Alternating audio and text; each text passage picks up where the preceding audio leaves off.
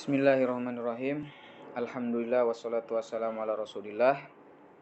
Bertemu lagi kita untuk membahas tentang pelajaran fikih mazhab Imam Syafi'i yang masih dalam pembahasan toharoh, yaitu khusus muqarrar bagi kelas 1 i'dadi semester pertama. Kali ini kita akan membahas tentang pelajaran yang nomor 4, ad-darsul rabi'u, qada'ul hajat wal istinja, yaitu qada'ul hajat. Qada'ul hajat dalam artian buang air kecil atau BAB buang air besar. Qada'ul hajat. Jadi dalam bahasa Arab disebutnya qada'ul hajat. Qada'ul hajat itu ke WC, baik itu buang air kecil atau buang air besar. Wal istinja, dan bersih-bersih setelah BAB atau buang air kecil. Yuqsadu biqada'il hajat at-taghawwutu wat-tabawwul. Yang dimaksud dengan qada'il hajat, qada artinya memenuhi, al-hajat kebutuhan. Jadi dalam arti mufradatnya qada'il hajat ini memenuhi kebutuhan. Karena ke hammam atau ke WC itu adalah suatu kebutuhan. Setiap hari pasti manusia ke hammam. Nah, qada'il hajat yang artinya adalah memenuhi kebutuhan, tapi yang dimaksud bukan memenuhi segala kebutuhan apapun secara umum, tidak. Tapi yang dimaksud adalah at-taghawwut. Taghawwut artinya adalah buang air kecil. Buang air besar. At-taghawwut, BAB. Wat-tabawul yang artinya adalah buang air kecil.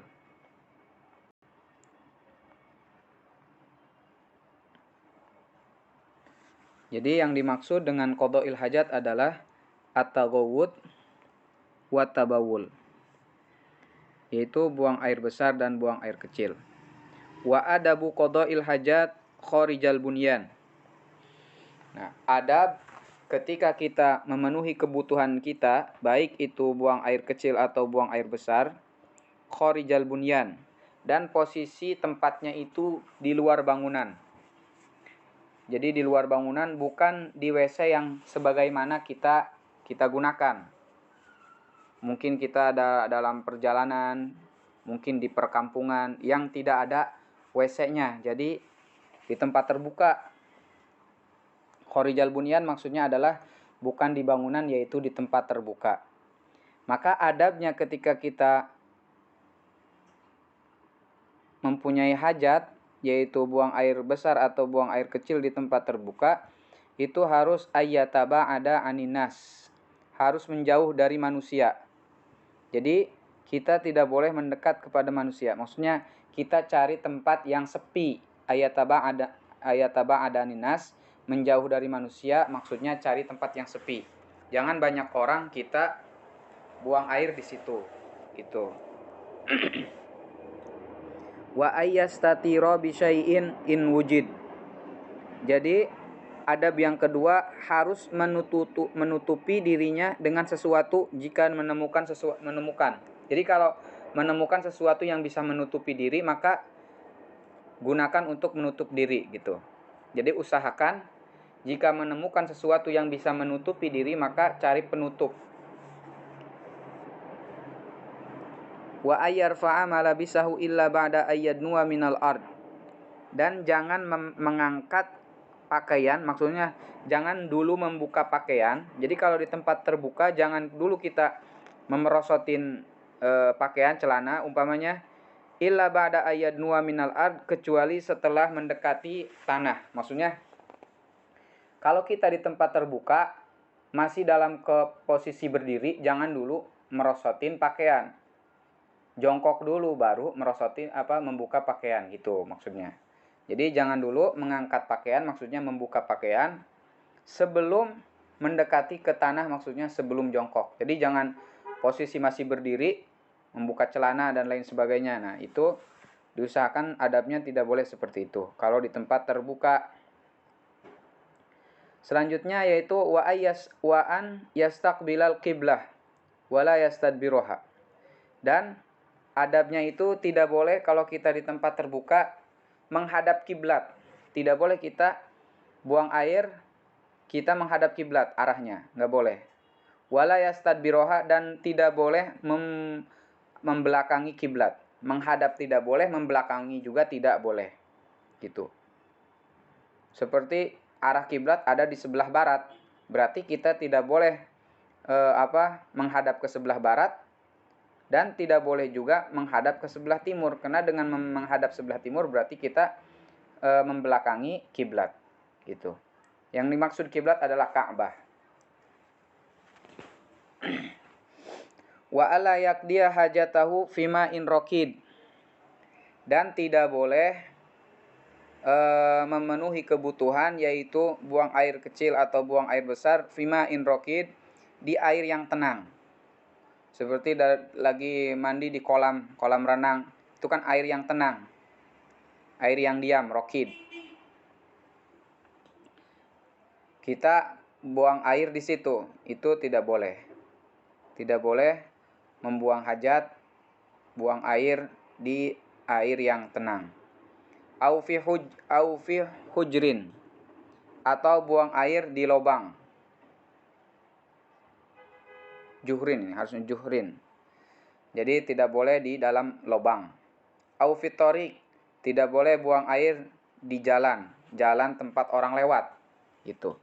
Walal musmirah, tidak boleh buang air di bawah pohon yang berbuah, baik itu lagi posisi sedang berbuah atau tidak berbuah. Pokoknya ada pohon besar berbuah, kita buang air di bawahnya itu tidak boleh. Au fi dhilli soifan, atau di tempat berteduh soifan, di musim panas. Nah, kalau di musim panas orang itu suka cari tempat berteduh, maka kita tidak boleh buang air di tempat berteduh orang. Wa fi mawadi syams, dan tidak boleh buang air di mawadi, tempat-tempat matahari, syitaan, di musim dingin. Karena kalau di musim dingin itu orang itu mencari tempat yang tersorot sinar matahari. Nah, tidak boleh kita buang air di situ karena itu akan mengganggu orang. Jadi intinya semuanya itu ya tempat-tempat yang mengganggu orang, di jalan, di bawah pohon berbuah, di tempat berteduh, dan lain sebagainya. Itu adab ketika kita buang air kecil atau buang air besar di tempat terbuka, yaitu di luar bangunan. Kemudian yang selanjutnya adalah wa adabu qada'il hajat fil bunyan, yaitu adab buang air ketika fil bunyan, di dalam bangunan, di WC, di tempat-tempat yang memang disediakan untuk buang air. Nah, adabnya itu seperti apa? Ayyadukula birijlihil yusra. Nah, yaitu masuk ke hammam atau ke WC yang sudah disediakan untuk buang air, besar atau kecil. Masuk itu adabnya dengan kaki kiri. Rijli, yaitu kaki, al-yusra, kaki sebelah kiri. Wa yaqul, dan ketika kita masuk dengan kaki sebelah kiri, kita mengatakan inda dukhul, ketika masuk mengatakan bismillah, Allahumma inni a'udzubika minal khubus wal khaba'is. Itu doa ketika masuk hammam. Bismillah artinya dengan menyebut nama Allah.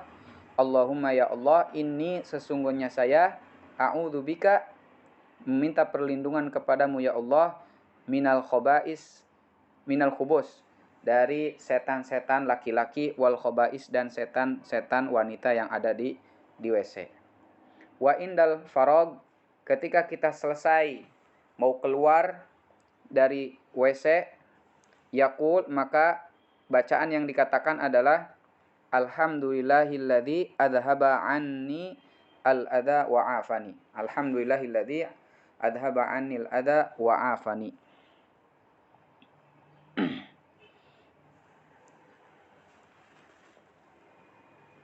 Alhamdulillah, segala puji bagi Allah, alladzi adhaba annil adha, yang telah menghilangkan dari saya al-adha, sesuatu yang mungkin melukai saya, yaitu al-adha, suatu kotoran atau apapun itu Karena kalau ditahan kan tidak buang air, kalau kita tahan itu akan menjadi penyakit, menjadi adza, menjadi penyakit. Maka alhamdulillah Allah yang telah menghilangkan penyakit dari diri kita. Wa'afani, dan Allah yang telah memberikan ampunan bagi saya. Wa idza kharaja, dan ketika keluar dari WC, fayabda'u birijrihil yumna, yaitu dengan menggunakan kaki kanan. Jadi ketika keluar mendahului dengan kaki kanan, wa yaqul, dan mengatakan gufronak gufronak, yaitu nas'aluka gufronak nas'aluka gufronak, yaitu kami meminta ampunanmu, kami meminta ampunanmu. Wa adab inda qada'il hajat ghairu ma sabaqa, adab-adab ketika di dalam WC atau di luar WC pun, dalam posisi kita sedang memenuhi kebutuhan kita, yaitu buang air kecil atau BAB, maka adabnya alla yatakallama, tidak boleh kita berbicara di tengah-tengah ketika kita buang air, tidak boleh itu. Tidak boleh ngobrol, tidak boleh berbicara. Kadang ada orang sambil teleponan, kadang orang ada sambil main game, itu nggak boleh. Ketika di WC itu alla yatakallam, tidak boleh berbicara. Illa li darurah, kecuali dalam posisi keadaan darurat gitu. Keadaan darurat mungkin kita posisinya buang airnya di tempat terbuka. Ketika kita lagi buang air, ngelihat orang yang mau dipatok ular. Nah, otomatis itu darurat, kita harus mengatakan, memberitahu orang itu, awas di situ di dekat kamu ada ular, takut dipatok. Nah, itu kita ngomong karena ada darurat boleh. Kalau nggak ada darurat, itu tidak diperbolehkan kita berbicara ketika qada'il hajat. Wa alla yabula qa'iman, dan adabnya tidak boleh buang air, yaitu buang air kecil, qa'iman, dalam keadaan berdiri. Baik itu laki-laki ataupun perempuan, ketika buang air itu harus duduk, nggak boleh berdiri. Illa li'udrin, kecuali memang karena ada uzur, nggak bisa berdiri, susah, nggak bisa duduk, susah. Mungkin kadang orang yang sudah tua kadang susah untuk jongkok, akhirnya terpaksa harus berdiri. Wa alla yastashiba syai'an alaihi ismullah, dan ketika masuk ke tempat pembuangan atau masuk ke WC itu tidak boleh membawa sesuatu yang ada nama Allah. Tidak boleh kita membawa kertas, membawa kitab, membawa apapun yang ada nama Allahnya, tidak boleh kita bawa masuk ke WC, ke tempat kotor.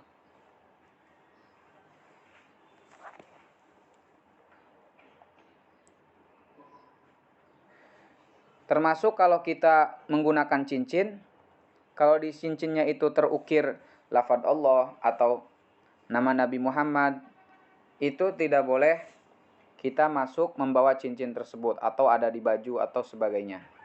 Itu tidak boleh kita ke hammam membawa sesuatu yang ada nama Allah atau termasuk nama yang dimuliakan, nama Nabi dan lain sebagainya.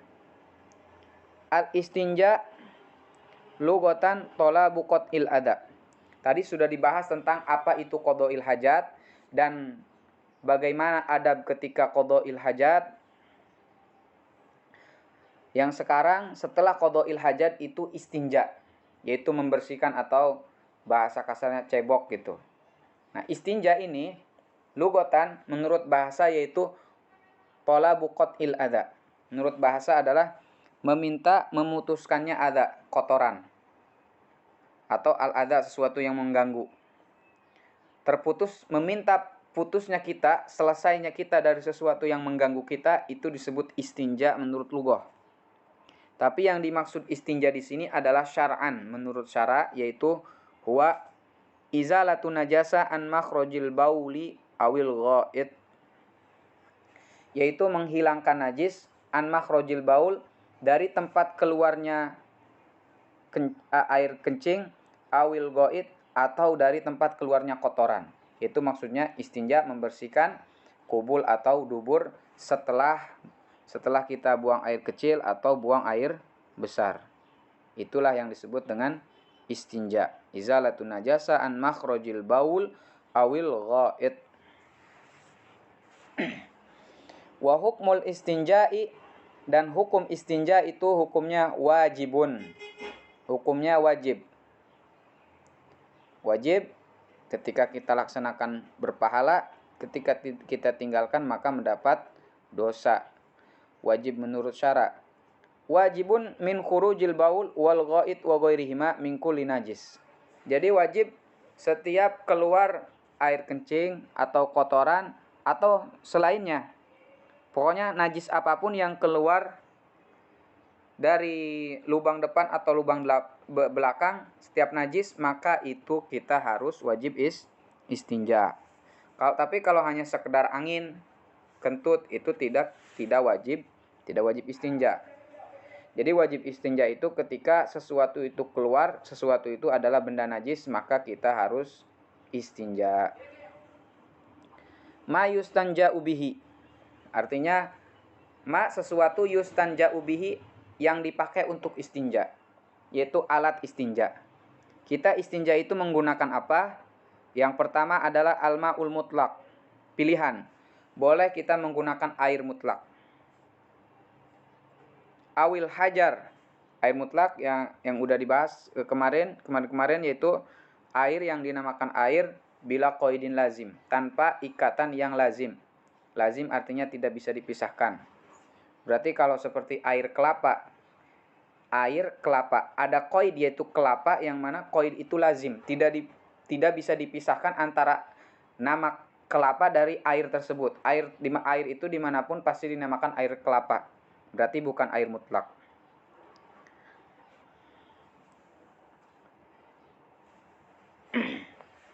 Nah, air mutlak, jadi istinja itu hanya dari jenis-jenis air, boleh menggunakan air mutlak. Boleh juga kita ketika istinja tidak menggunakan air, yaitu awil hajar, boleh menggunakan batu. Wama fi ma'nahu, atau yang semakna dengan batu. Kalwarok, seperti kertas, maksudnya seperti tisu. Jadi tisu juga boleh digunakan untuk istinja, karena dia semakna dengan batu, yaitu sama-sama benda padat. Bisa untuk menghilangkan ain najis, zatnya najis. Dan juga bukan makanan, bukan sesuatu yang dimuliakan. Itu. Jadi pertama boleh dengan air, boleh juga dengan batu, atau yang semakna dengan batu. Contohnya seperti kalau sekarang banyak di WC tidak ada air tapi adanya tisu. Itu juga hukumnya boleh istinja dengan tisu. Wal afdalu ayyastanji bil hajar summa bil ma. Tapi dari alat-alat tersebut yang lebih utama kita istinja itu awalnya menggunakan batu, kemudian menggunakan air, atau menggunakan tisu dulu, kemudian terakhirnya menggunakan air. Jadi menggunakan dua alat. Tapi kalau ingin hanya menggunakan satu saja antara air dan batu, wa idza aradal iktisar fal ma'u afdal. Jika ingin hanya menggunakan salah satunya, iktisar itu artinya meringkas, tidak mau dua-dua, hanya satu, fal ma'u afdal, maka air itu lebih utama digunakan untuk istinja.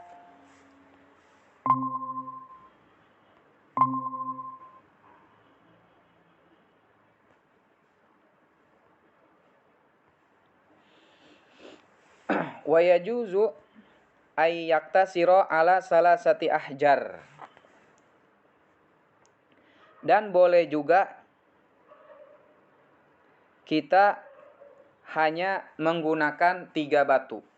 Jadi kalau air itu tidak disyaratkan seberapa airnya, seberapa gayung, seberapa ember, tidak. Yang penting bersih. Tapi kalau batu itu disyaratkan 3 batu. Kalau menggunakan batu, atau auma yanubu manabaha, atau yang mengganti batu seperti kalmana dilil warok, seperti tisu. Itu tisunya harus 3 tisu, tidak boleh 1. Au hajarin wahidin lahu salah satu atrop, atau boleh dengan 1 batu tapi batu yang besar, yaitu menggunakan ujung-ujung batunya tersebut. Ada 3 ujung batu.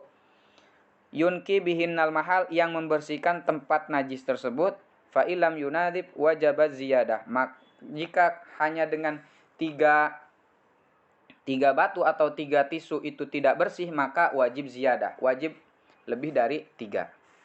Jadi dalam istinja baiknya itu kita menggunakan batu dan air, tapi kalau tidak mau maka cukup dengan air.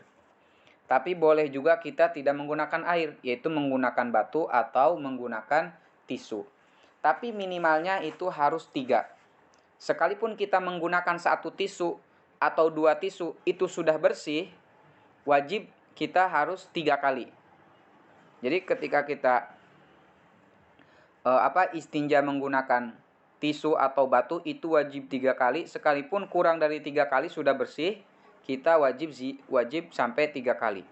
Tapi kalau sudah 3 kali belum bersih, maka wajib ziyadah sampai bersih. Kalau butuhnya 5 tisu, ya berarti harus wajib 5. Pokoknya sampai bersih. Jadi untuk pakai tisu ini atau pakai batu minimal 3. Kalau 3 belum bersih, itu harus ziyadah, ditambah sampai memang bersih. Wa yusannu, sunnah, disunahkan fil istinja, ketika istinja, yaitu ayyakuna witron. Istinja itu sunnahnya ganjil. Jadi sunnahnya seperti pakai tisu, ya tisunya ganjil. Seperti 3 kali belum bersih, akhirnya kita ziyadah pakai tisu keempat. Ternyata setelah pakai tisu keempat sudah bersih, sunnah ganjil. Artinya tambahin 1 tisu lagi supaya 5. Itu. Ketika kita lagi bersih-bersih pakai tisu, tisunya habis sampai 6, tambah 1 lagi supaya ganjil 7. Jadi disunahkan dalam keadaan ganjil. Ya kalau sudah 9 bersih, udah nggak perlu ditambah lagi sampai 10. Jadi kalau udah ganjil sudah, tapi kalau belum ganjil, tambah 1 lagi supaya ganjil. Sunahnya ganjil. Wa ala yastanjiya bil yamin, dan tidak boleh kita istinja dengan menggunakan tangan kanan. Jadi istinja itu menggunakan tangan kiri.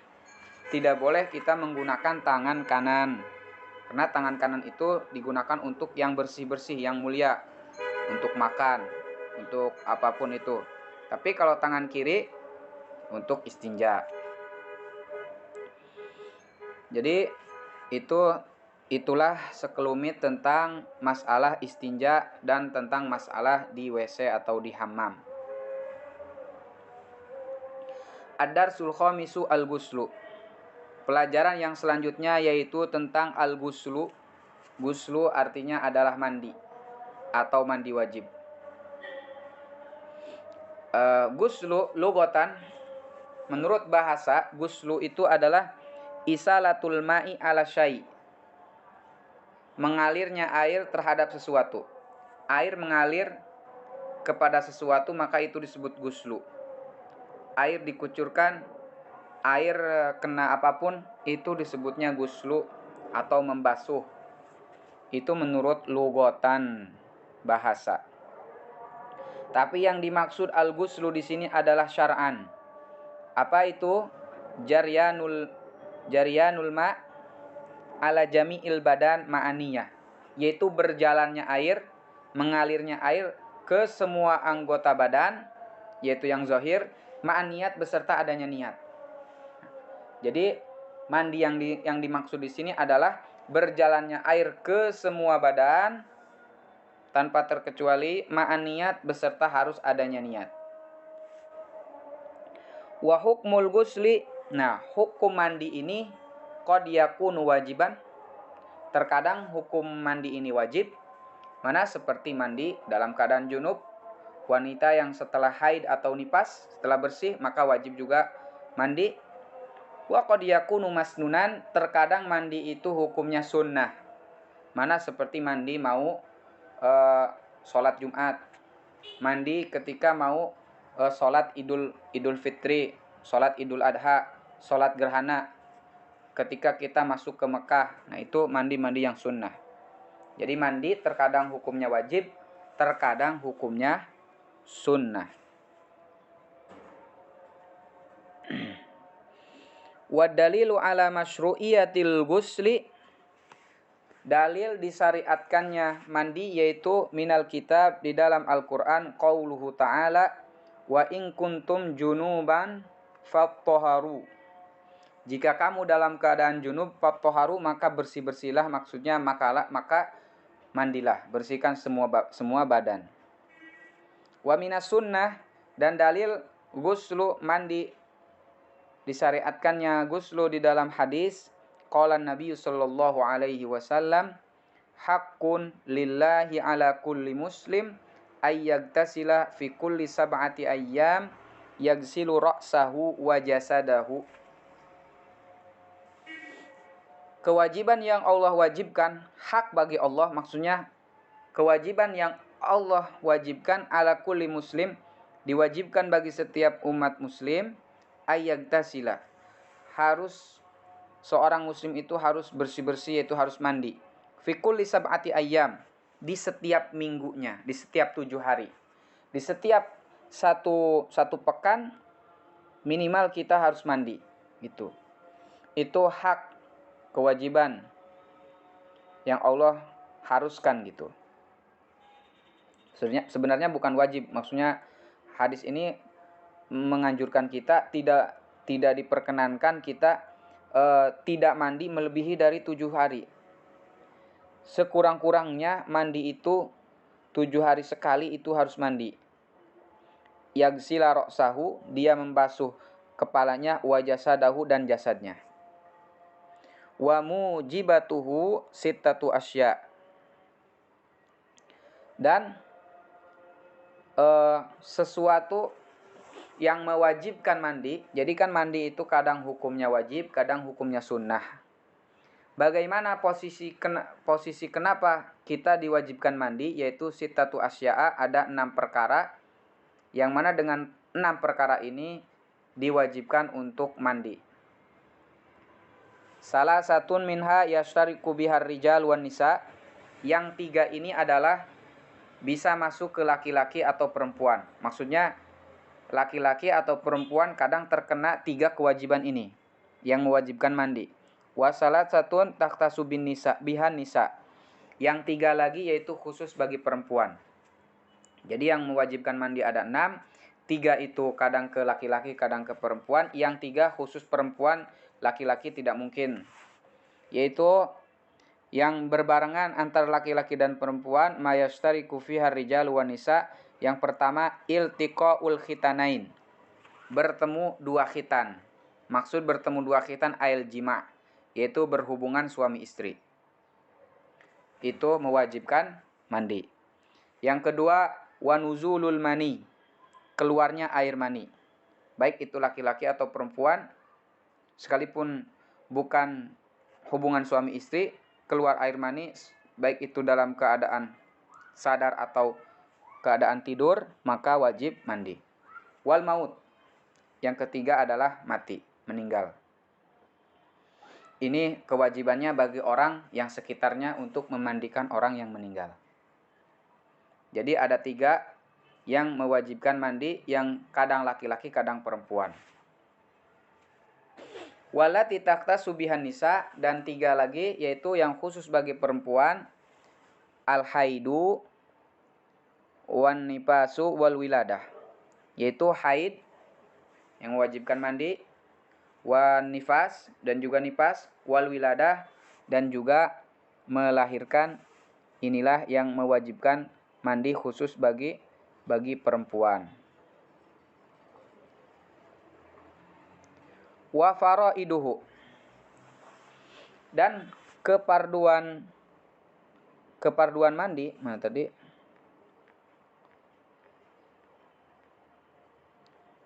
Kelewat. Wa faraiduhu, ini dia. Wa faraiduhu, dan keparduan mandi atau rukun mandi, sebagaimana kan kalau wudu itu ada rukun wudu atau fardu wudu, niat, ghuslul wajhi, ghuslul yadain, itu kan kalau wudu. Nah, kalau mandi ini fardunya apa? Yang pertama an-niat. Fardu mandi adalah niat. Pertama harus niat, karena jelas setiap amal innamal a'malu bin niat. Fayanwi al-junub rob al-janabah awil hadasal akbar. Maka orang yang junub meniatkan ketika mandi yaitu menghilangkan junub, rob al-janabah, niat menghilangkan junub, awil hadasal akbar atau niat menghilangkan hadas besar. Watan wil haidu wan nufasa rob hadasil haidi wan nifas, atau meniatkan orang yang haid dan nifas yaitu menghilangkan hadas haid dan nifas. Wa takunu niat makrunatan bi awwalil fardi wa huwa awwalu ma yugsalu min badanih. Dan niat itu harus dibarengi dengan awalil fard, dengan pertama keparduan. Apa pertama keparduan? Kalau niat di wudu kan pertama fardu itu setelah niat adalah membasuh wajah. Maka niat itu ketika membasuh wajah. Tapi kalau di mandi ini niat itu dibarengi dengan awal fardu wa huwa awwalu ma yugsalu min badani. Yaitu anggota badan yang pertama dibasuh. Anggota badan yang pertama dibasahi, disitulah niatnya. Kalau pertama membasahi tangan berarti di situ niatnya. Kalau pertama membasahi kepala maka di situ juga niat menghilangkan hadas besar. Itu jadi fardu mandi yang pertama adalah niat. Fardu mandi yang kedua adalah wa izalatun najasa al-ainiyah, yaitu menghilangkan najis ain. Najis ain ini najis yang ada jelas bentuknya, ada ainnya, ada zatiyahnya, atau najis yang ada warnanya, atau ada rasanya, atau ada baunya. Ingkanas ala badani, jika ada di badan orang yang hendak melaksanakan mandi wajib ini. Jadi menghilangkan najis ainiyah. Tapi kalau najis hukmiyah itu mana? Seperti yang ada hukumnya, sudah tidak ada ainnya, zatnya. Mana seperti air kencing kena tangan, kemudian tidak kita bersihkan, kemudian kering. Nah itu kan sudah tidak ada zatiyah najisnya. Kalau kita cium itu nggak ada baunya, nggak ada warnanya, dan nggak ada rasanya. Berarti itu hukumnya najis hukmiyah. Apakah harus mensucikan tangan itu tersebut dulu, baru mandi wajib? Jadi kalau itu cukup berbarengan dengan mandi wajib, itu najis yang ada di hukmiyah itu hilang dengan sendirinya gitu. Jadi yang wajib itu hanya menghilangkan najis ainiyah. Jadi niat menghilangkan najis ainiyah. Yang ketiga adalah wa isalul ma ila jami'i sya'ri wal basyarah. Isalul ma yaitu mendatangkan air, jadi meratakan air ila jami'i sya'ri wal basyarah, ke semua rambut dan kulit. Semua rambut yang ada di zohir badan kita, mulai dari rambut kepala, bulu mata, alis, janggut, kumis, cabang, semua sampai ke bawah rambut, wal basyarah dan juga kulit, semua itu wajib kena air. Isolul ma, datangnya air. Air itu harus wajib datang ke seluruh kulit dan rambut yang ada di dalam badan kita ketika kita mandi wajib.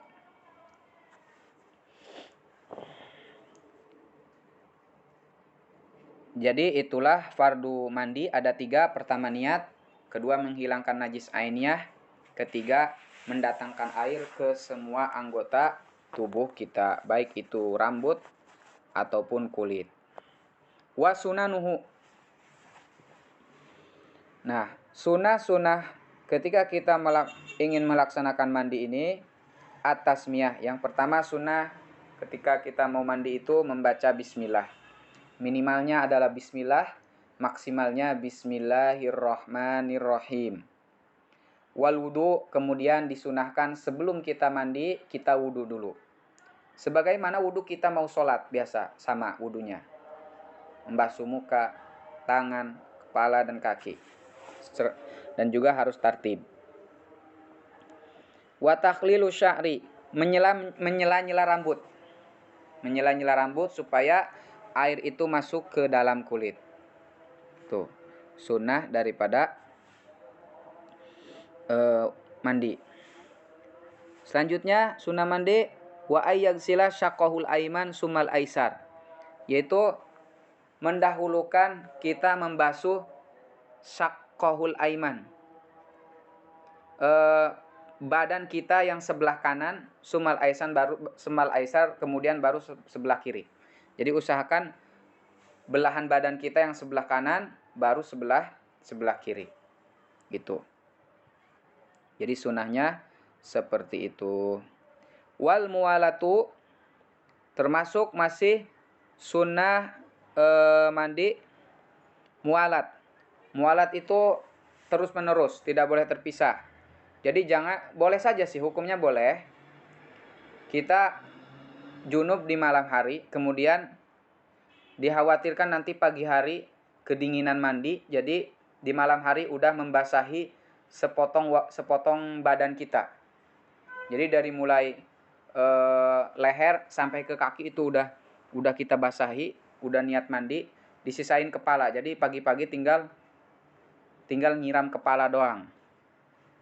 Nah, itu hukumnya boleh sih, sah saja, tapi tidak dapat sunnah. Sunnahnya langsung selesai. Mualat itu langsung selesai. Dalam waktu itu juga mandi langsung selesai membasahi seluruh badan. Mualat. Wa ayata'ahada ma'atifahu bil gusli. Kesunahan yang selanjutnya yaitu berhati-hati ma'atifahu. Ayata'ahada itu berhati-hati, ma'atifahu. Ma'atif itu artinya tempat yang selah-selah. Tempat yang yang kemungkinan tidak kena air, dikhawatirkan tidak kena air, seperti ketiak, tempat yang sempit-sempit. Nah, itu kita ketika mandi disunahkan hati-hati, kita harus memperhatikan tempat-tempat sempit itu supaya diusahakan kena air. Gitu. Maksudnya seperti itu. Wa taslis, yang selanjutnya sunnah wudu adalah taslis. 3 kali. Jadi siramannya 3 kali. Wadalku, yang terakhir di sini sunnah mandi adalah dalku, menggosok badan. Wal agsalul masnunah. Kemudian di sini ditambah mandi yang disunahkan. Jadi kapan saja sih mandi yang disunahkan? Kalau mandi wajib kan tadi yang mewajibkan mandi ada 6. Nah, ini yang mana posisi kita disunahkan mandi ketika kapan?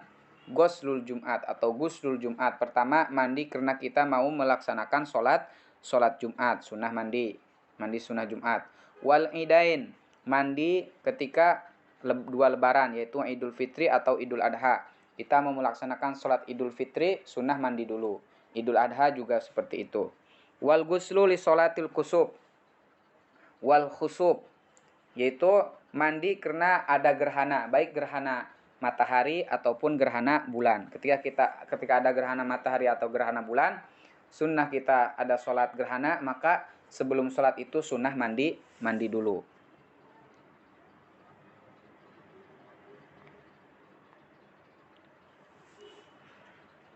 Yang selanjutnya yaitu wali sholatil istisqa, sunnah mandi ketika kita mau melaksanakan sholat istisqa, yaitu sholat ketika tidak ada hujan, tidak ada air, jarangnya air. Ketika istisqa, tidak hujan-hujan, kan ada sholat istisqa, sunnah sholat istisqa, maka sebelum sholatnya itu sunnah juga mandi. Wal guslu min ghuslil mayit, sunnah kita mandi setelah memandikan mayit. Gitu. Jadi setelah kita memandikan mayit, sunnah kita mandi. Wa ghuslul ihram, sunnah mandi juga ketika kita mau ihram, baik itu ihram haji atau ihram umrah. Wa ghuslud dukhuli li Makkah, sunnah juga mandi ketika kita masuk ke Mekah. Ketika kita masuk ke Mekah, sunnah kita mandi. Wa ghuslul wuquf bi Arafah, sunnah mandi ketika kita wukuf di Arafah, yaitu ketika melaksanakan ibadah haji wukuf di Arafah, sunnah mandi. Wa ghuslud dukhulil Madinah, sunnah juga mandi ketika kita masuk ke Madinah Rasulullah sallallahu alaihi wasallam. Ketika kita masuk Madinah, sunnah mandi. Wa ghuslul ifaqati minal junun wal igma. Dan juga disunahkan mandi ketika ifaqah, sadar minal junun dari gila. Tadinya gila kemudian sadar, sunnah mandi.